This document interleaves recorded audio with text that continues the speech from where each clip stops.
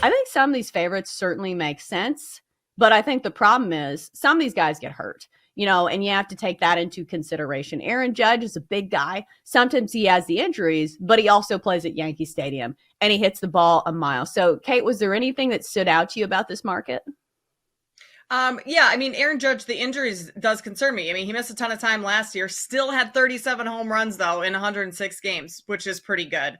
And obviously the AL record in 2022. Ohtani makes sense that he's the highest ticket. I think a lot of people, and you Mm-hmm. could argue for RBIs that he might be the leader there too, are thinking, okay, he's not having to worry about pitching at all this season. His focus is going to be solely on hitting. And if that's the case, the best player to play the game is likely going to have a big year at the plate. So I think taking Ohtani, if home runs 11-1, that's pretty good value based on what we're going to see from him this season.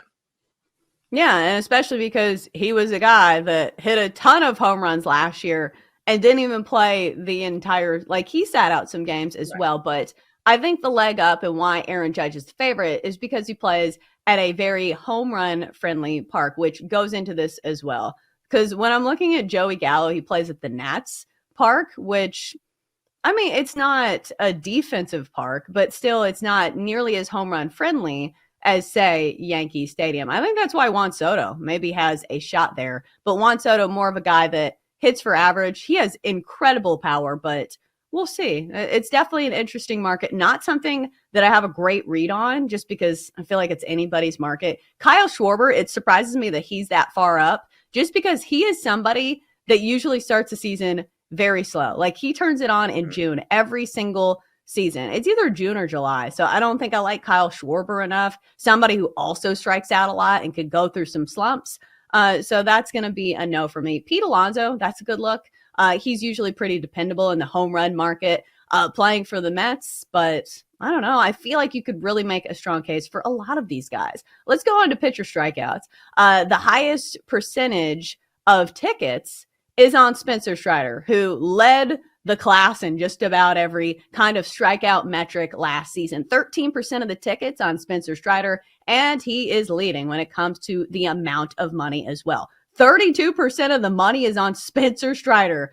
Good Lord. I think everybody is seeing what I'm seeing last season. The biggest liability, though, is Cole Reagans. And this is one that I feel like a lot of people have not heard of. He plays for the Kansas City Royals. Maybe he has like this wipeout stuff. And I'm looking at his strikeouts, and he's averaging more than a strikeout per inning. Had 113 strikeouts in 96 innings of work, which is pretty solid. But still, I do think it's a long shot. But it's going to take a lot to overcome Spencer Strider, who led the league in strikeouts for like the entire season. So now the question is, do you take somebody who is a favorite like this if you think they have a really good shot at winning this award? Because his odds are only going to shrink. Like it's never going to get longer unless he gets hurt. Yeah, I think in that case, then yes, you do, because as I learned yesterday on the show with you, Chelsa, the MVP. No, what were we talking about yesterday? And I said, take it. Oh, the win totals. I think it was MVP or something like that. And I don't think And the I odds are said, going to change throughout spring training, is what I said. yes. And I said that like maybe you wait and see if they drop a couple games early on in the season. And Nah. you were like, that's not quite how this voting works for it's not necessarily team success. It's more individual player success that, gets you these. Mm-hmm. So I think, yeah, in that case, then you probably should take this now. I mean, unless he starts the season really, really terrible, but that's hard to imagine that he's going to based on his performances over the past couple of years. You've been a part of a national title team. And as we are looking for candidates of teams that we think can win it all, what's the recipe there? What do these teams have in common? Like a lot of people talk about guard play, they talk about having a good defense that can travel playing good away from home. What do you think are the components of a team that can truly win it all? See, I'm very biased with that because I'm a guard. I love guards. I feel like you have to have guard play in Mm-hmm. the NCAA tournament. And y'all mentioned two teams that had guard play in Baylor and Gonzaga. They had very, very good guard play. And that's what you want to do. There are times where you just need to put the ball in someone's hand and say, hey, go get us a basket. Go get us a bucket. We need to turn something around. I think that's very important. But honestly, the thing that stands out to me that my team had that kind of goes up under the radar is just a group of guys that love playing with one another and that don't care about who is leading scorer, who gets the glory. You just have one thing in common: you want to win. And I think the team that has that and is keeping that goal in mind will be the one that puts up the trophy at the end of the season. But for me, I think you really do have to have guard play and you have to have offensive shot making ability to be able to navigate throughout the NCAA. And you can sprinkle a little defense in there too with Virginia making it and winning it. So I was trying to think if there was a team that felt like they were like one running back away from a good team, but it doesn't even feel like that's a thing. Like, you know how we have the conversation about like this team's one good quarterback away from being a great team. Is that a thing with running backs? Like, I know that was kind of a thing for a while. We said that about the Buffalo Bills, saying, okay, if they had a good running back, they would be a really good team if they could run the ball effectively. But a lot of that was just simply because they pass the ball a lot.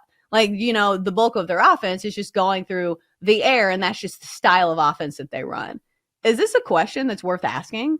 This team is a running back away, or is there a team that's a running back away from being a really solid team?